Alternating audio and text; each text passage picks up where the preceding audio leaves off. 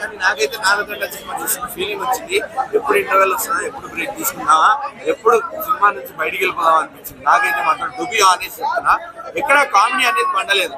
Routine comedy, routine ఉన్నా కానీ genuine గా నవ్విస్తే బాగుంటది అన్న. అది క్రింజ్ ఉండని ఏదైనా ఉండని పర్లేదు, రొటీన్ ఉన్నా పర్లేదు. కాకపోతే అది కరెక్ట్ అయ్యి జెన్యున్ గా నవ్విస్తే నీటి ఉంటది. కానీ ఇక్కడ ఎన్ని జోకులు పెట్టారు, ఎన్ని బలవంతంగా డైలాగ్ ఇచ్చారంటే బలవంతంగా నవ్వేయడానికి ట్రై చేశారు. ట్రెండీ టాపిక్స్ ని ఇన్వాల్వ్ చేసి, లేకపోతే కొంచెం ట్రెండీ డైలాగ్స్ ని ఇన్వాల్వ్ చేసి మీ మెటీరియల్ తప్ప ఎక్కడ సినిమాలో జెన్యూనిటీ అనేది అయితే నాకు అనిపించలేదు.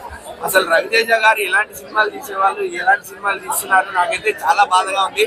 అన్న మీకు నేను విజ్ఞప్తి చేస్తున్నా, ఇప్పుడు hope this reaches you. Just please కొంచెం మమ్మల్ని దృష్టిలో పెట్టుకొని, మీ ఫ్యాన్స్ ని దృష్టిలో పెట్టుకొని మీరు ఎలాంటి మంచి సినిమాలు తీసేవాళ్ళు ఒక్కసారి ఆలోచించండి.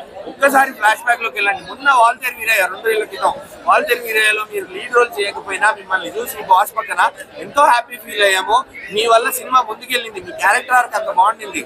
సో ఇక్కడ మీరు కొంచెం క్యారెక్టరైజేషన్ ఇంపార్టెన్స్ ఇచ్చే సినిమాలు, లేకపోతే సినిమాలో కొంచెం దమ్మున్న కంటెంట్ ఉన్న సినిమాలు చేయండి ప్లీజ్. రొటీన్ పెట్టిన డబ్బులు వర్త్ కదా బ్రదర్? పెట్టిన డబ్బులు అయితే నాకైతే ఇక్కడ వర్త్ అనిపించలేదు అన్న, నిజంగా వర్త్ అనిపించలేదు. సినిమా టికెట్లు కూడా హైక్లు ఇచ్చినట్టున్నారు దీనికి కూడా.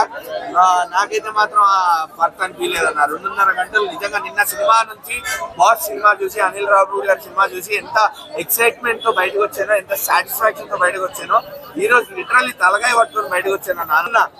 సరే అని చెప్పి ఇంకా వచ్చేసా. పోనీలే రవితేజ అన్న చూద్దాము. కిషోర్ తిరుమల గారి మీద కూడా కొంచెం నమ్మకం ఉంటే, ఇంత ముందు సినిమాలు బాగా తీశారు. రేణు శైలజ, ఉన్నది ఒకటే జిందగీ, రెడ్, ఇలా చాలా మంచి సినిమాలు తీశారు. కానీ ఈసారి ఏమైందో మరి, అది రవితేజతో తీసే వరకే అవుతుందా, లేకపోతే అదేందో కాంబినేషన్ రవితేజ గారితో వర్కౌట్ అవ్వట్లేదా